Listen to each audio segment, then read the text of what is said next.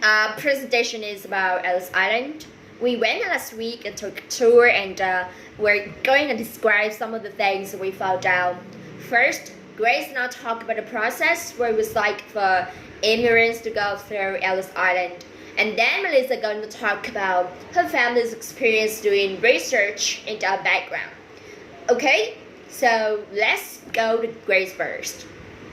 Hi, I'm going to talk about the first part of the process of going through Ellis Island, the different stages that the immigrants had to go through. Okay, first, one important thing to remember is that Ellis Island was only used for the poorest immigrants, the third-class passengers. The first and second-class passengers were processed on ship. Then they were taken to the docks when they got off, and then the ship was sailed on to Ellis Island with the third-class passengers loaded on board. When they finally landed at Ellis Island, they put on all the clothes they owned because they were allowed to bring only one bag with the possessions from the old country. People brought in all kinds of things like musical instruments or samovars, pots for making tea.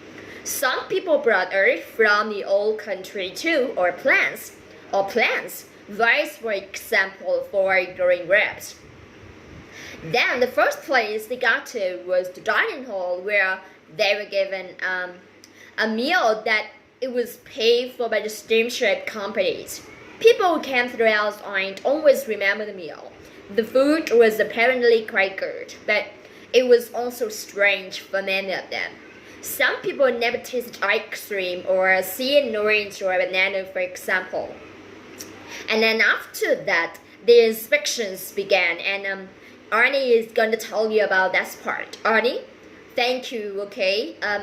After the meal, the passenger would leave the bags and got suitcases to the Great Hall. And as they walked past, inspectors would watch them carefully to see if they were weak or sick. If someone was sick, they would send them to the hospital.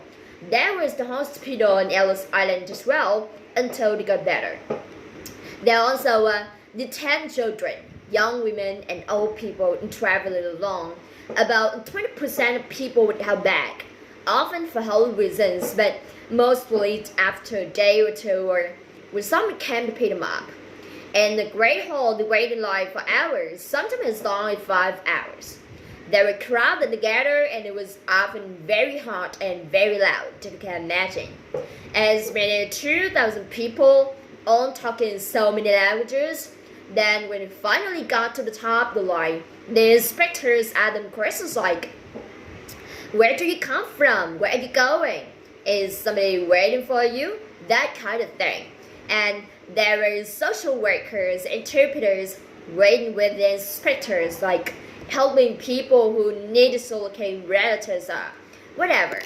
Once they passed that part, the questions, people would go on one of 3 lanes by the inspectors. The first lane was for the detention standard if you were being held back. The second lane was for the railroad ticket office for the train station.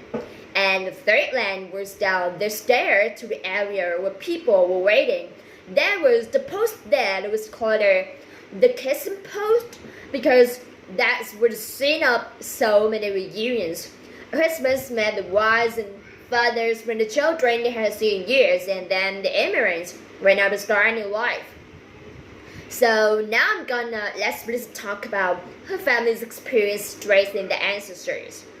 Well, my great-grandfather came in from Ireland, and my Aunt John actually used Ellis Island records to do research and find out where it came from. So I'm going to talk a bit about that. Basically, what we have Ellis Island is ship records and the immigration information of every arriving passenger with like the day that they came in, the age, and the town they came from. So if you know, for example, your ancestor's name, the year they arrived, or where he or she came from, you can look them up. So that's what we did. My Aunt Sean wanted to know more about her grandfather, my great-grandfather. He died before I was born, but apparently he was a great musician. He played a fiddle and sang at family events. Well, John knew they come from Cork in Ireland, but she didn't know where in Cork because she never spoke about it. So John went to Alice Iron Records and she found my great-grandfather's name, and he gave the name of the town they come from. So she went to Ireland and visited the town a couple of years ago. She got more information when she was there, and eventually she found the living relative, a cousin, that she didn't know she had.